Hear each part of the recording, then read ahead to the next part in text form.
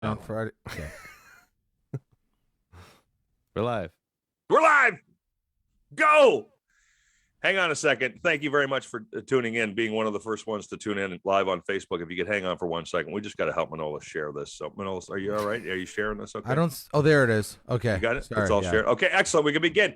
Welcome to Friday at 420. My name is Mike Nabuurs, your host for the next 40 minutes. Thank you so much for joining us on this Tuesday at 4:05.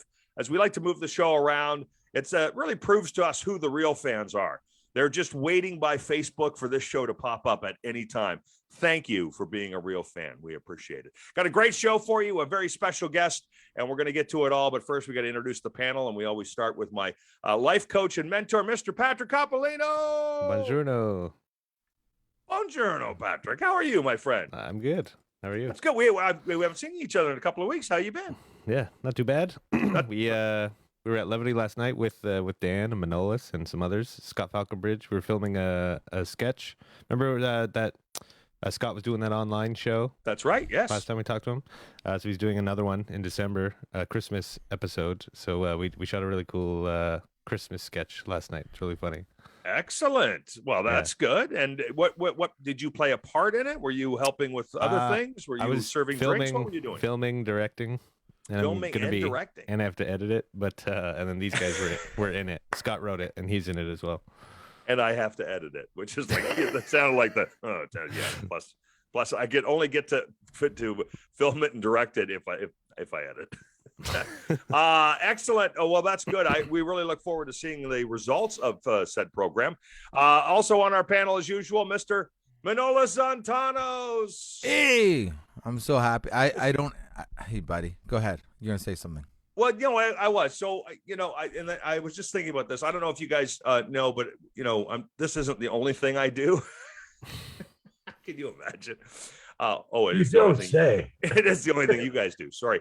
No, I'm the Ticat Stadium announcer, right? So for all the Ticat games, I do the stadium announcing. And I love doing it, and I'm going to be doing the Grey Cup because the Grey Cup's in Hamilton. So in a couple of weeks, nice. I get to do the Grey Cup, and I'm really pumped about that. But one of the things I always used to love to do was we have a quarterback, right? And this is so lame, but the quarterback's Jeremiah Mazzoli.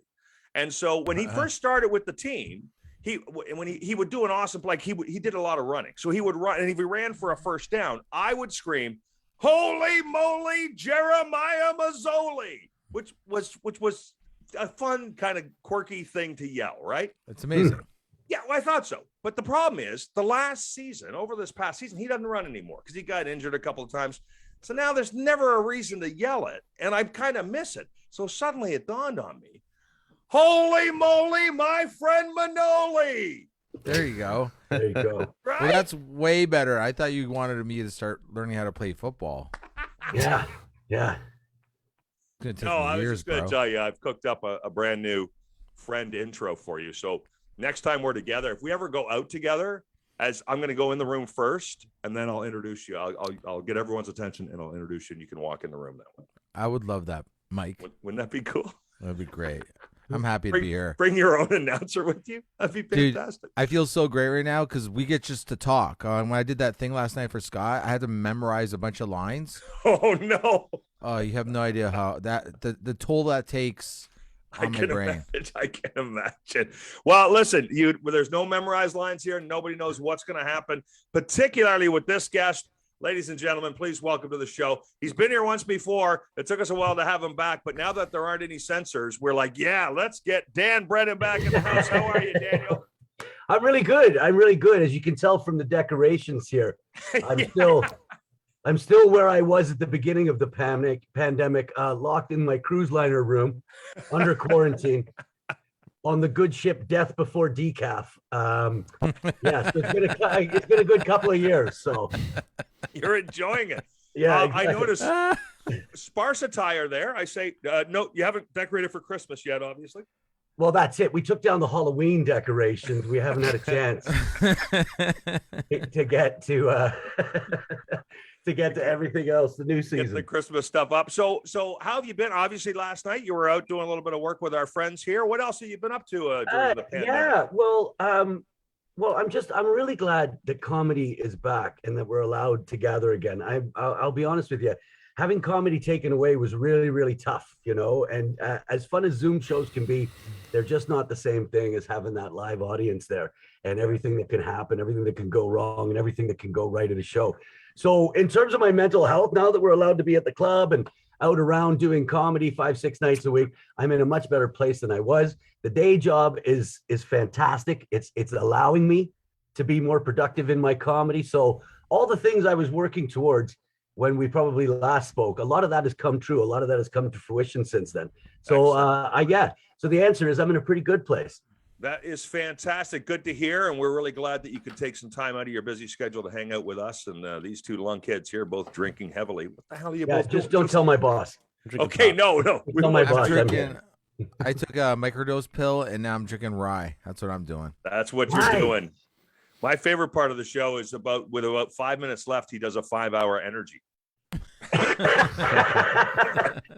the last 5 minutes, I'm going to crush it.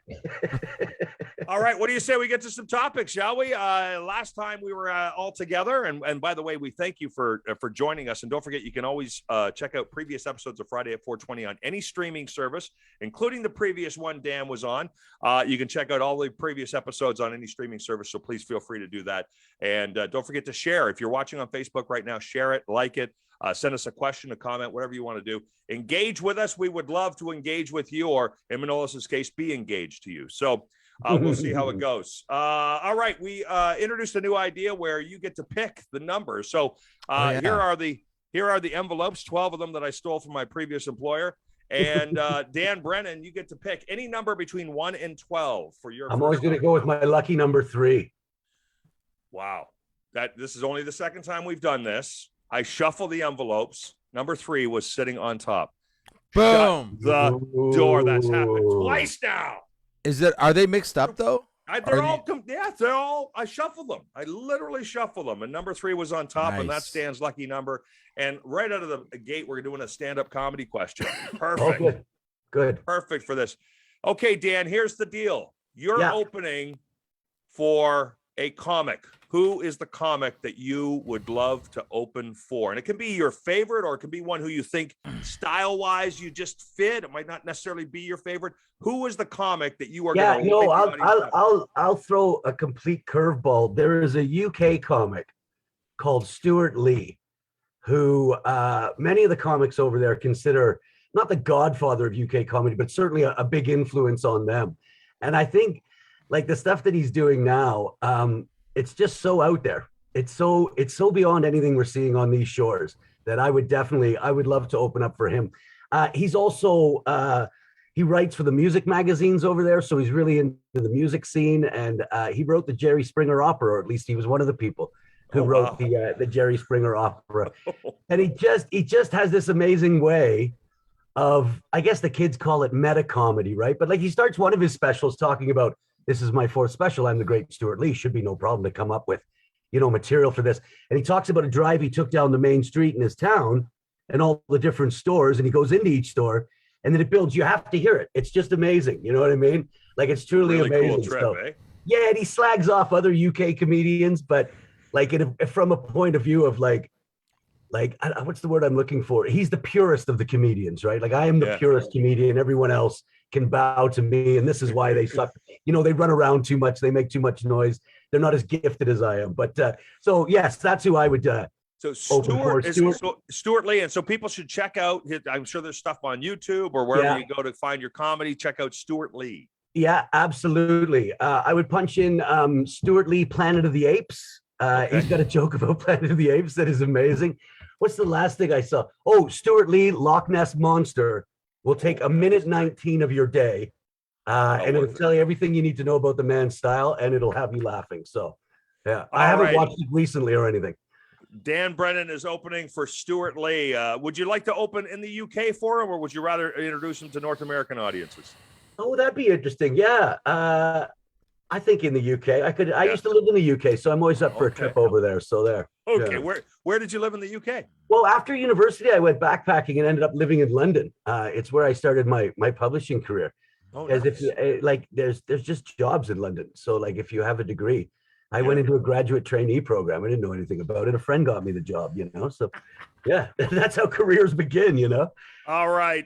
Patrick Coppolino, I need you to tell me the name of the comic that you would love to open for, who you think you would be a great opener for. I don't know. I've always thought I'd be a pretty good fit to open for Tom Green. That'd be really cool. That's on the been there, done that list, bro. Okay, then maybe like Ari Shafir. Oh, wait. Okay. It's like that. Oh, look at him. Oh, who haven't I opened for, asshole? All right, I got you. You want to start naming names, bro? No, I'm joking. Honestly, probably Louis C.K. would be a dream gig. That'd be amazing. Open for Louis C.K. Would you come out? Would you come out like, I know you already look a little bit like him. Would you come out fully like him? Just to freak the audience out? Well, actually, a funny story about that. So when I did that, I had tickets to see him in Detroit, and this was before his whole scandal thing. So it was like one of his biggest. I'm pretty sure he said at the show it was his biggest show. It was at the St. Louis Arena in Detroit. Okay. And or the Joe Louis Arena, sorry. St. Louis, whatever. The Joe Louis Arena in Detroit. It's packed, but Joe Louis. Fellow comic Josh Kemp, his mom grabbed us like front row tickets. It was amazing, and so I knew we were going to be really up close. So I purposely decided to dress like him again. This was after the Halloween thing, but so I did it again. But then I emailed his manager and I sent a picture of the costume and everything, and I was like, "Hey, I've got this funny idea," because I'd seen Louis before, and I knew that he walked out on stage. At that show, he just walked out on stage, like the house lights were still on, and like he just no opener, no intro. He just walked out on stage, and then people were like chatting and stuff, and then they realized it was him, and they started going nuts, right? So I emailed his manager, and I was like, "Oh, I have this funny idea." I was like, and I knew they were aware of like that prank we did because it went viral, right? So I was like, "Hey, this is a picture of me, like as Louis C.K." And I explained that I'd seen him walk out, and I go, "Would it be funny if like I walked out on stage, like while the house lights were still on, dressed like him, and like from a distance, especially at a huge arena like that, you would think it was him, right?" Yeah. So then I walk out, and they just go nuts, right? They're all going crazy, and then I would just like walk up to the mic and just like adjust the mic stand, do a quick mic check, and then like look confused while they're cheering, and then walk away. And then as I'm walking away, the real Louis comes out. Right. So I thought maybe that'd be a funny brilliant little prank on the audience. What happened? And I thought I'm either not going to hear anything back at all, or or it's going to be a no or something. And then literally like within minutes, I think like not even 5 minutes later, I get a reply, and all it said was, "Please don't do that." What, did they think you were gonna rush the stage? Yeah, I think because they had read it so fast, because they replied so quickly, I think they read it as, "Hey, I'm gonna get on stage. Right, I'm just gonna walk on stage dressed as Louis." All they wrote was, "Please don't do that." Right. So I didn't do it, but I still dressed like him, and I went to the arena. People took pictures with me and stuff. It was funny. But if you did do that, like say he was down, you wouldn't get off stage. You would have started doing his act. I started doing all his material. Louis, take the night off. I got this one for you, buddy. All right, you're opening for Louis C.K. Holy moly, my friend Manoli. Who do you think you'd be the perfect act to open for? Well, I was gonna say Louis only if he would watch me jerk off, but give you some tips. Had to go there, eh, bro? Wow. Well, wow. I don't. Hey, people jerk off. I don't. Yeah, I'm not judging him. up my I hands. love. Show us your hands. Dude, Show us your hands right now. I love Louis C.K. I think he's hilarious, and I think it'd have to be Eddie Murphy, for God's sakes. Yeah, that's a great call. Nice. Eddie Murphy. He's the reason. He's the person that made me love stand-up comedy. Like I didn't even. Right. I know I've talked about Eddie Murphy. Like Eddie Murphy might be one of the few guys where like, if I was to meet him, I don't know if I would be like a little like, oh fuck, what do I do? Like I think I would be overwhelmed. I think I would fanboy. Yeah, fanboy. Like I think Russell was telling me one time, he was explaining to me how he actually went to he got invited to Eddie Murphy's house for a little for a party, and he went, but he said he was hanging out with I think Chris Rock and a bunch of other comedians that like were also really famous, but he was overwhelmed with the fact that like Eddie Murphy, he was at Eddie Murphy's house and there he was. He didn't even know what to say and stuff like that. I definitely would. He's the reason I fucking he made me love stand up comedy before I knew what it was. Yeah, I'd pay money to open up for Eddie Murphy. Yeah. If he ever does stand up again. If Eddie's management is listening, Manolis will pay you. I will jerk him off. I will jerk Eddie Murphy off. Can I just jump in there? Because I always tell people, like younger people, when they ask me about how big Eddie Murphy was, I remember when I was in grade 3, he was doing the character Gumby on Saturday Night Live. In grade 3, we knew what that was. Like, there's no way Saturday Night Live. But that's how big he was. You know what I mean? Eddie Murphy was the internet.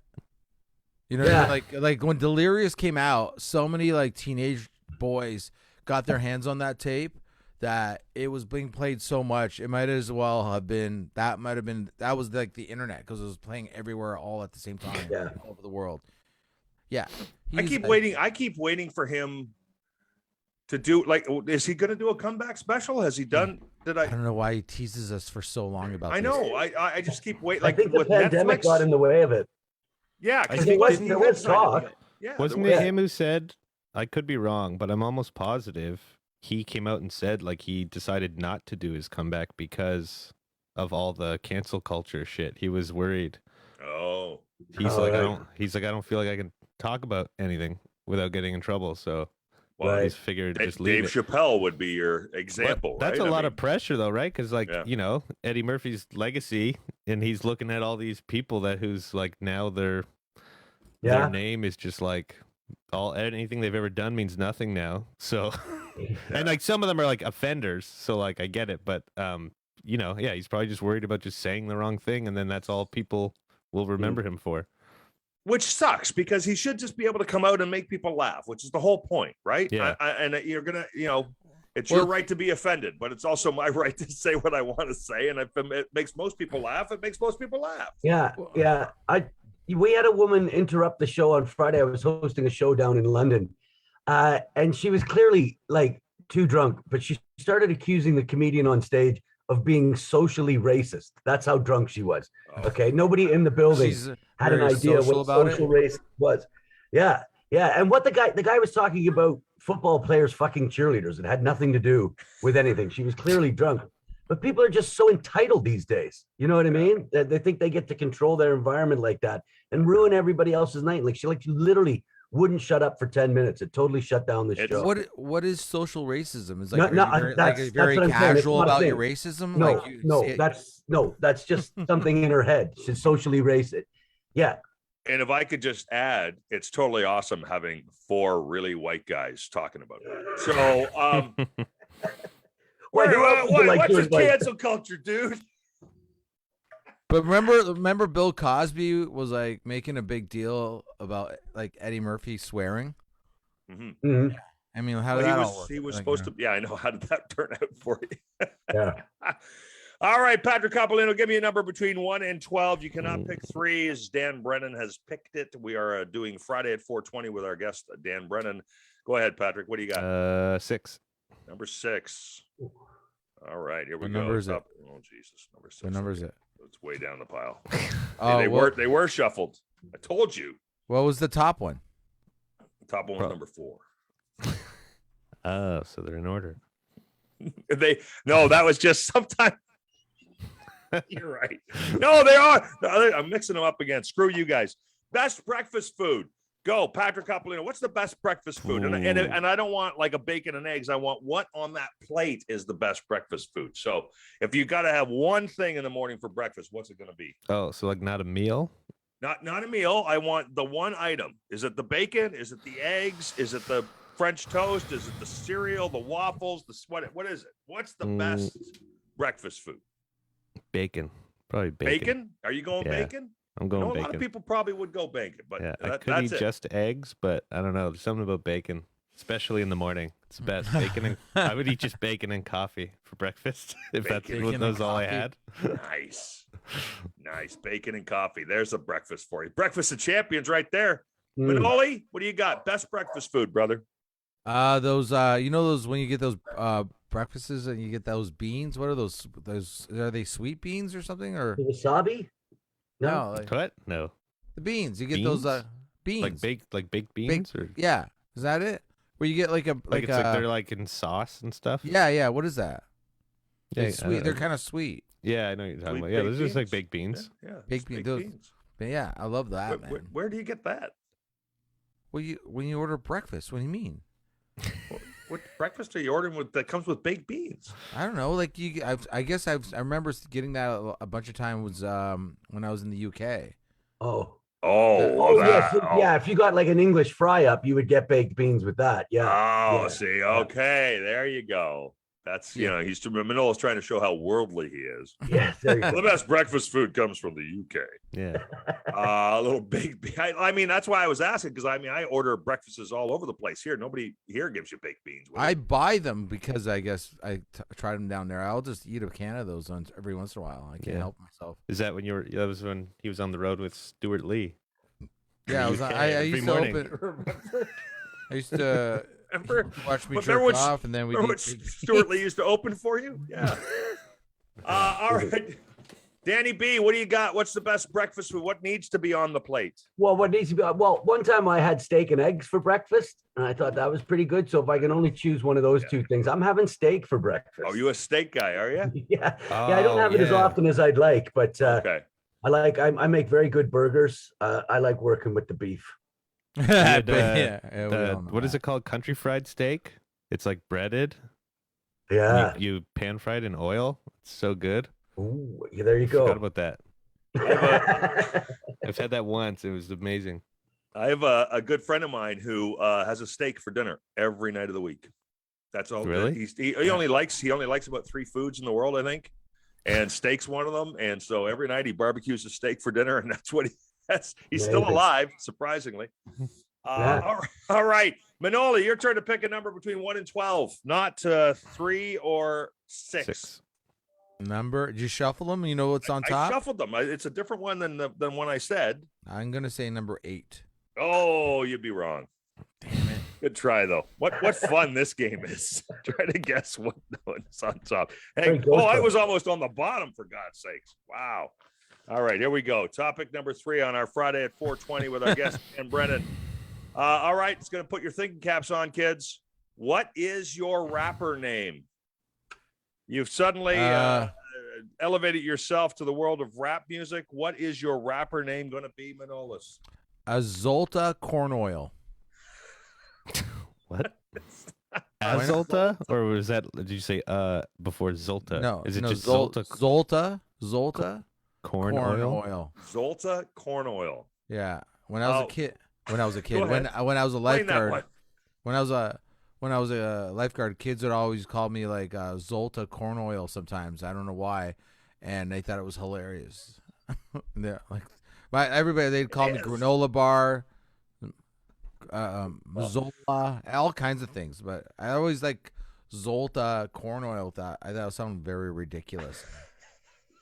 It's either I'm going to be an amazing rapper or I'm going to be like a homeless guy. And how did he get in the house, or how did I get in this building? Yeah. I do prefer Zolta Corn Oil to being a rapper named Granola Bar, because I'm not sure that's going to sell your rep very well. I know Granola, but yeah, no matter what the kids said, I'd be like a lifeguard, and these like 8-9-year-old children would swim up to me and they go, hey, Zolta Corn Oil, and I go like this. I go. Yeah, and they're like, how? And they swim away like, holy shit, we just insulted an adult, and they just swim away, right? They didn't realize like they were more mature than I was. So. You're the one there to save their lives. Don't worry about it. Yeah. Don't worry about it. Danny, you look like you probably rap a little bit on the side. Dan Brennan. Don't be daft. What's your rap name, buddy? Yeah, I was thinking there, it would either have to be like Heavy B or Big Papa B, I think. Big Papa B. Yeah. I like Big Papa B. Yeah, because I don't know hip hop that well, but there is a lyric in a what's his name, Biggie Smalls song, that every time I think of it, it makes me laugh. It's something, I can't even remember it now, but it's something like I'm so flagrant. I tap myself and the phone in the basement. Like the idea of being a gangster and taping your own phone calls. That's a good line. You could come and tape me, or you could just come and take my tapes and get copies. Just kills me every time. Big Papa B, what's the music that floats your boat? What kind of music do you like to listen to? Well, I used to think I was quite eclectic, but Spotify does that end of year list. Like these were your top 6 genres. Yeah. Mine were punk rock, country rock, southern rock, folk rock. So, I have as I get older, I find a lot of use for jazz. I'm starting to get into the history of jazz. Oh, nice. And I like that. But I'm a rocker. That's the bottom line. Yeah. And punk rock was first on that list, or were that was just random. Oh, okay. But are you a big fan of the punk rock scene? Absolutely. Yeah. I one day I'm gonna buy a copy of the Clash London Calling, like maybe just like 100 download cards and just fire them at children. Make them listen to it, and tell them they have to listen to it from the start to the finish and not get up and go anywhere. And have to think about all those 19 tracks and have it change their lives for the better. I was a big fan too, and there was one incident. We were camping. We were actually friends of ours were into a religious group, and so we were with a very large religious group, but we weren't particularly religious. But we were there camping with them. And I had some music playing in the class, and I used to make mixtapes all the time, right? So this thing's playing in my pickup truck, and it's playing out back speakers of the thing, and all these people are gathered around, but nobody's really paying attention. And the Clash song comes on from that album called "Death or Glory." Yeah. And of course, I know as soon as I hear the song, and I love the song, and as soon as I hear it, I know what's coming up is the line, "He who fucks nuns will later join the church." And I am now running, right? I'm running across the campsite to get to my truck before this line blares out, right. And I didn't make it. Okay. So anyway, that's my London. So you were trying to become a Christian and they kicked you out, is what you're telling us. Right then and there. Patrick Coppolino, you're a music maker, buddy. You're this close to being a rapper. What have you ever done a rap song? No, I would love to, but I think it'd be terrible. Well, you don't know. I mean, I've written some. I would never dare sing them. Okay. You've written rap? Yeah. I wrote a rap. I can read it right now. I wrote one. A rap? Are you talking about the poem thing you had? No, not that. Oh, okay. Let's hear your rap. Okay, no, hold on. Well, you get it queued up, Zolta Corn Oil. While we find out what Patrick's rap name is, and then I'll introduce you. Patrice Parmesan. I like that. Yeah, I'm in a Discord group with some friends for all my nerd stuff, and they can give you a nickname in the thing instead of your actual username, and they changed it to Patrice Parmesan. I think they're being racist because I'm Italian, but I liked it because I like Parmesan. So it's a fantastic name. I think it's Patrice Parmesan. All right. Ladies and gentlemen, for those of you at home watching on Facebook, this is Friday at 4:20. Our special guest is Dan Brennan. Right now, an impromptu performance by Zolta Corn Oil. All right, here we go. What I don't know, what I've been told. I never slow down and never grow old. I'm tired of screwing up. I'm tired of going down. I'm tired of myself. I'm tired of this town. Oh, my. Oh, hell yes. Honey, put on that party dress. Wait. Buy me a drink. Sing me a song. Take me as I come because I can't stay long. Did you write that? No, Tom Petty did. Yeah, I was going to say, I have bad news for you. I was going to put a beat behind it. Do you want a beat for that? He definitely needs a beat. Okay, ready? Go. I'll do it again. You ready? No. Okay. Well, wait, is that too slow? it's okay. I'll slow Do down. a slow day. Do a smoky version. Tell me when you got it. You got it? Wait, can you hear that? Yeah. I can hear it. Okay. Well, I don't know what I've been told. You never slow down. You never grow old. I'm tired of screwing up. I'm tired of going down. I'm tired of myself. I'm tired of this town. Oh, my. Oh, hell yeah. Honey, put on that party dress. Buy me a drink. Sing me a song. Take me as I come. And I can't stay long. The best part of that with Manolis he's hearing the beat and he knows he's got to try to stay with the beat, but he's also reading. And that's really hard. You didn't think I could read, could you? Yeah. Reading to a beat is not your strength, dude. You know, who's your favorite rap artist? Mike. Mine? Yeah. Oh, Kid Rock, man. Hands Kid down. Rock. Yeah. When he does his rap. I mean, I know he does lots of different things, but when he's rapping, I love Kid Rock. I like Kid Rock. Yeah. Yeah. So My favorite is T-Rev. You ever heard of him? T-Rev. T-Rev. No, I've never. Local T-Rev guy. is actually local. He's friends with Patrick Coppolino, like his best friend from childhood. T-Rev? T-Rev. How come T-Rev's never been on the show?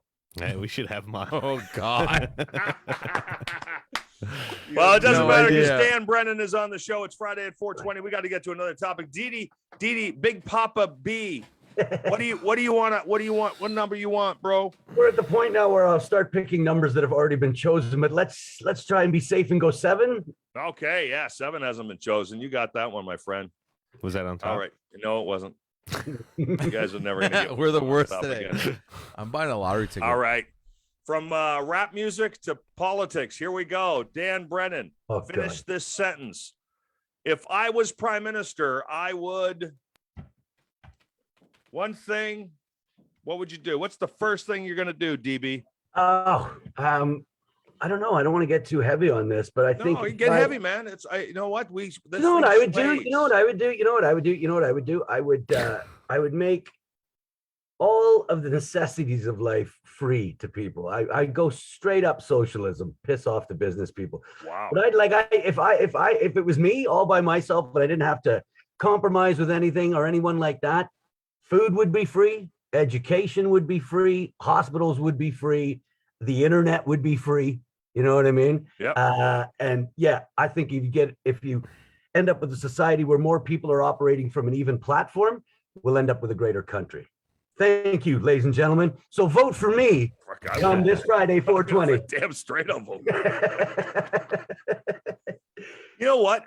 And there's a lot of work being done with, they've done a pilot project that was canceled, but I think they're going to probably try and bring it back. And that's even just a basic income, right? That basic income idea that everybody starts out with with give everybody enough money for the basics. Yeah. And then everything else you want above that. But let's not have anyone living, let's not have homeless people. Let's not have people struggling to try to make ends meet, because we know that what that leads to is all kinds of things like, alcohol abuse and drug abuse. And those things will still exist. Sure. But it won't rely, your kids getting fed that night won't rely on you staying sober one more night, right? So, but how do you monitor that?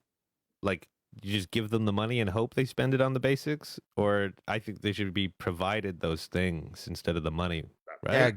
Give a homeless CERB was basically a basic income for, Yeah, we got that for a good year, and I think a lot of people abused it. Yeah. Right. You know But what I mean?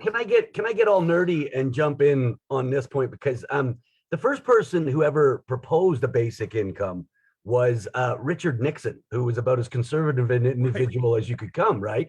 Like, he was a Republican. And at the time, the idea was, look, we give people money because they've got a disability. We give them because they've been in an accident. We've got all these sort of systems going on. No, what we're going to do is we'll give everyone $1,000 or whatever it was at the time. You decide if you're going to spend that on your health care or booze or whatever, or housing. They wouldn't have mentioned something negative like booze, but the idea was all this infrastructure we've created so complicated. Let's get rid of that and just boom, one payment to everyone each month. And then Richard Nixon ran into a little trouble, and we haven't talked about the idea for 30 years. Yes, absolutely. And Patrick, to your point, you make an excellent point. Although there also comes a time when you have to force social responsibility, right? When you say, listen, we're going to give everybody the money, but then you don't get to come crying. Like, if you go spend it on booze and end up homeless, we're not helping you. Yes. Like, I'm sorry, man, you're going to rot in a ditch. I don't give a shit. We gave you the money. You could have controlled it yourself, and you chose not to. Yeah. Yeah. No, I mean, Pat's idea. But- You get that currency in food or whatever necessities you need. That's how you do it. Yeah, and if you want to sell that for money to buy drugs, That's your then problem. on you. But like, I don't What agree if I with got a just deal giving for them. you? I don't understand like giving them money and then if you don't spend it properly, then you're on your own. How Here's the about you thing. just get a job? And if you don't get a job, then you're in a fucking ditch, like you said. Yeah, if Get a job. everybody's getting free food, say, you're not going to be able to sell your food for money. Sure you will. You'd How? be able to sell, you'd be able to, like if you're a restaurant, all of a sudden your prices drop because most of the ingredients you're getting for free, but what you're selling is the preparation and the atmosphere and stuff like that. What I don't like is that, okay, so under a basic universal income, everyone would get it. It wouldn't be an us versus them situation. And I love how in society we always talk about how poor people spend their money, right? Wait, we're then- going to help poor people? Well, that's the idea, is to Well, try to lift I'm people. not okay with that. Oh, okay. Sorry. Me and Manolis are not interested in helping the other 99%. Okay. So Dan, you didn't get their votes. Oh, that's too bad, man. Okay. Patrick Coppolino, finish this sentence. If I was prime minister, I would. Well, I wouldn't do that. Okay. Okay. You got But something else you'd like to do? Yeah, I would raise minimum wage. Okay. Like, I like that. significantly if I could. I don't. Right. I feel like there's no reason at all that can't be done. And like there's businesses, like I saw an interview with like one of the head guys at McDonald's, and they were talking about that, and they're like, listen, we always follow the government. We're not fighting. We're not paying less than minimum wage, and they're like, if they raise it, then we'll pay that too. So like. Which I think they were trying to be like patting themselves on the back, like, "Hey, we pay the minimum wage." Right. But even Right. They just don't the drive it. phrase "minimum wage" is the minimum wage. Yeah. Like it's the Yeah. minimum. It's the least amount you're legally allowed to pay someone. Yeah. So, obviously, and him admitting that if they raised it, we would pay that too means they can afford to.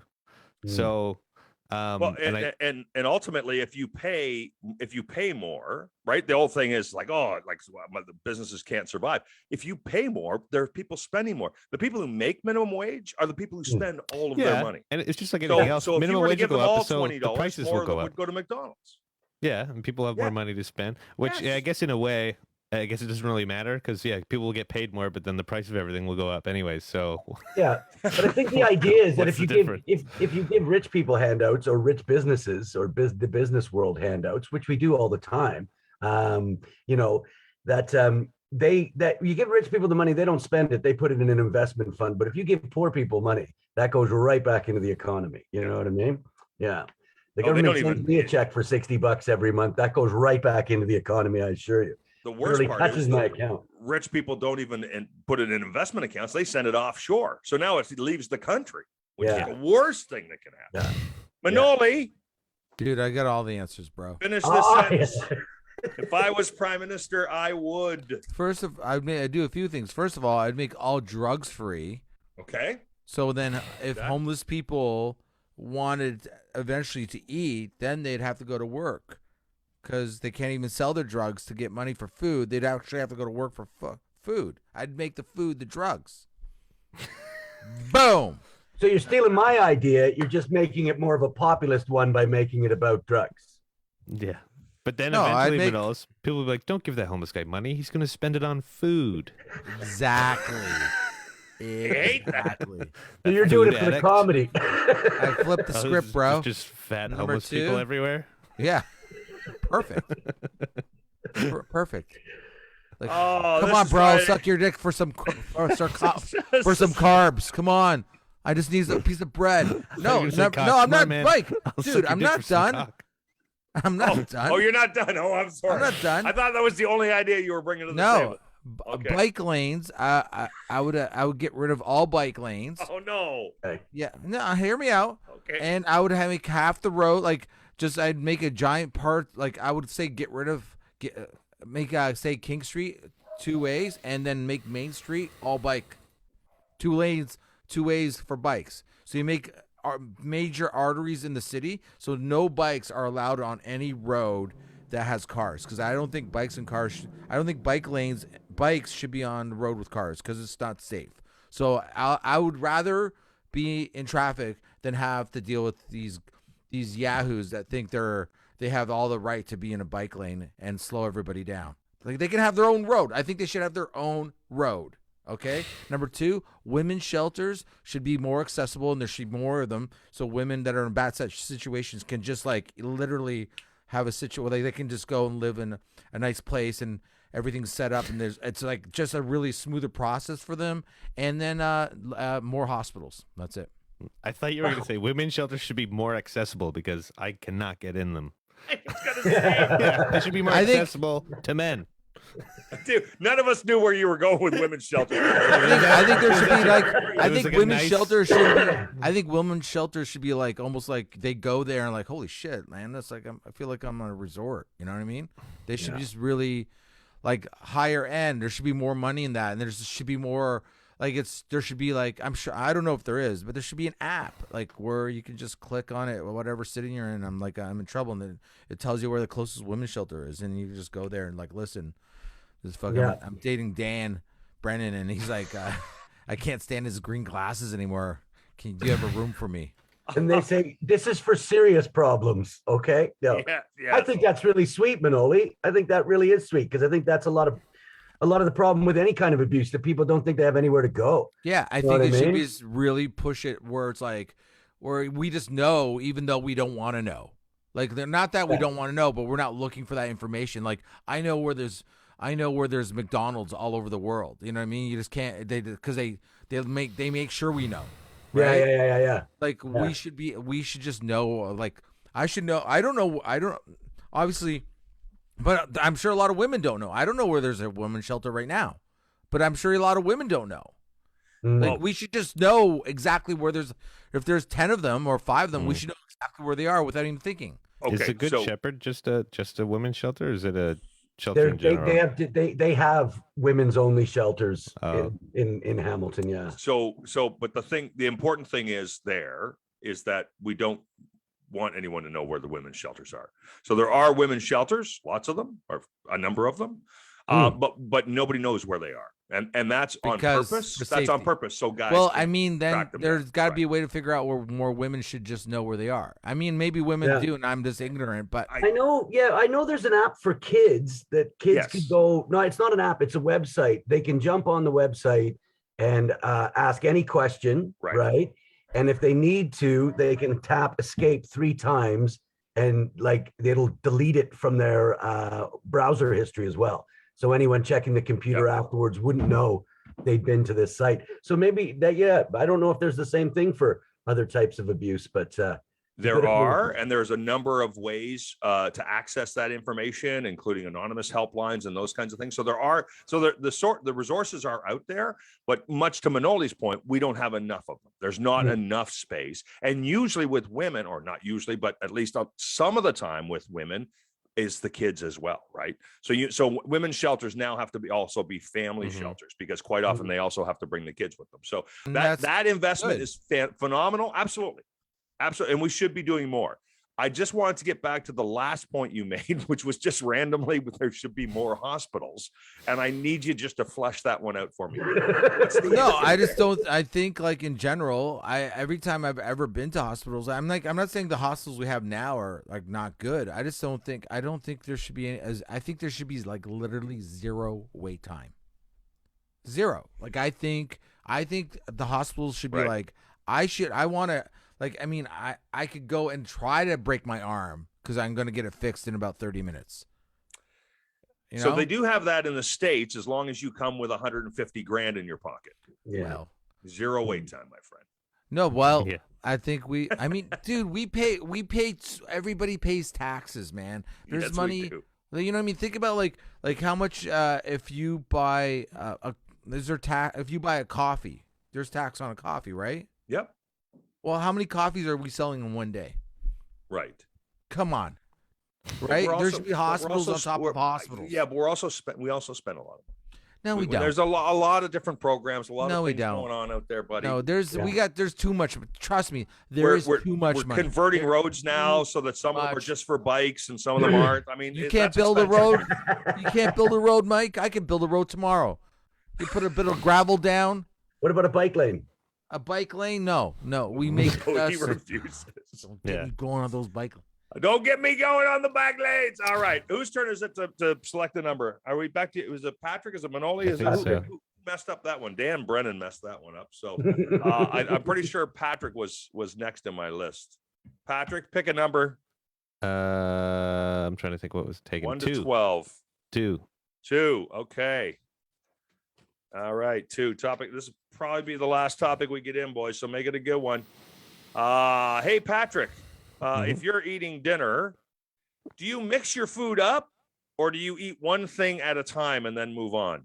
Are you if there's 3 or 4 different items on your plate? No, but do you kind of a little bit of this, a little bit of this, a little bit of this, or are you I'm going to eat the mashed potatoes first, then I'm moving on to the stuffing? Well, yeah, I guess it depends, but yeah, usually depending what it is, I'll mix it up because I think certain foods are meant to be eaten like that.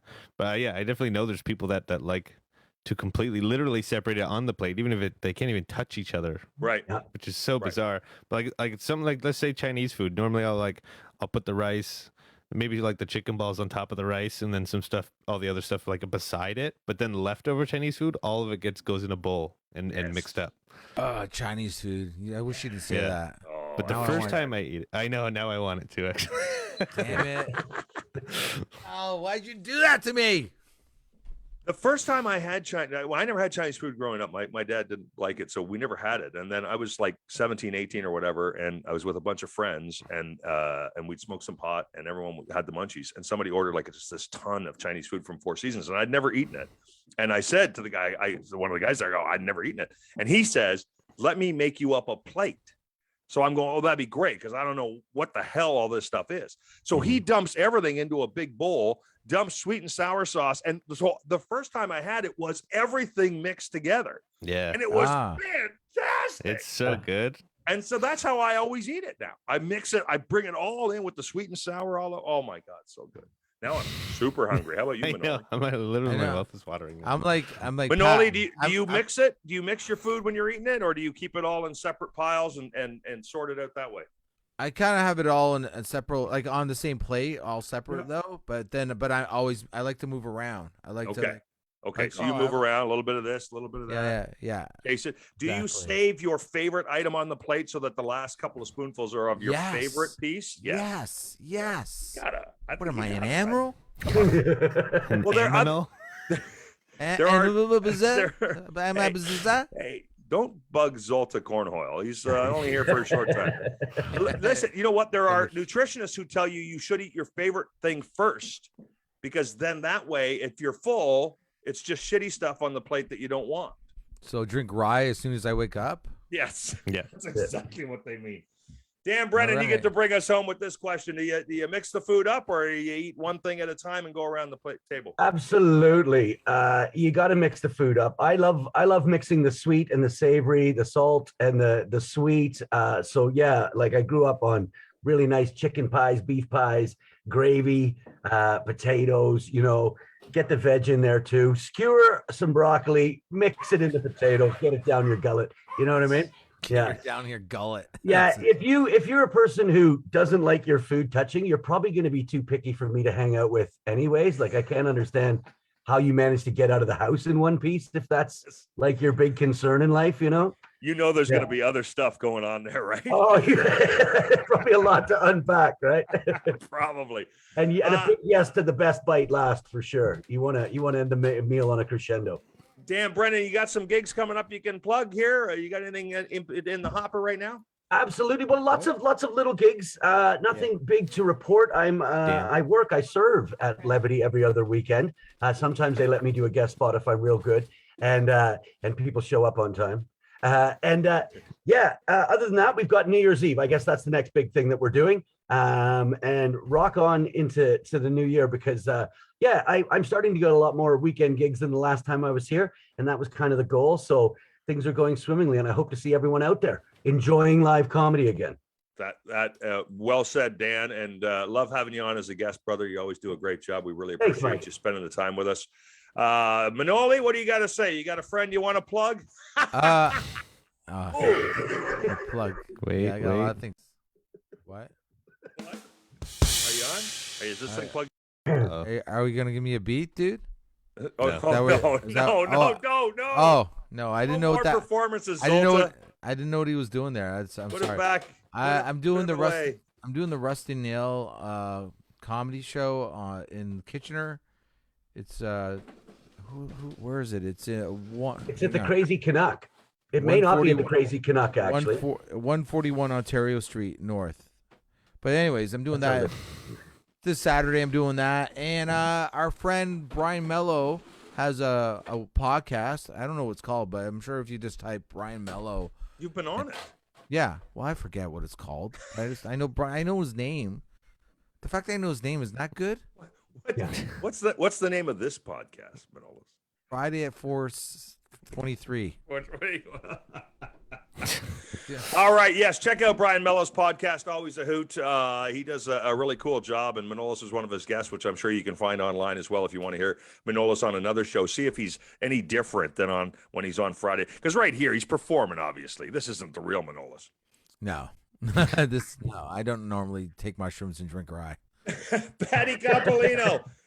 We're killing it at Levity. Everything going great, buddy? Yeah, it's going well. That's good. Omicron, have you scared at all? No. Screw it. You got to be vaxxed to get in. So what variant? What new variant of concern? Screw that. Yeah. What shows you got coming up? Yeah, we've got Evan Carter this weekend. Very funny dude. And then next weekend is Michelle Shaughnessy, who we've had. No way. Yeah, she'll be here next weekend. Way.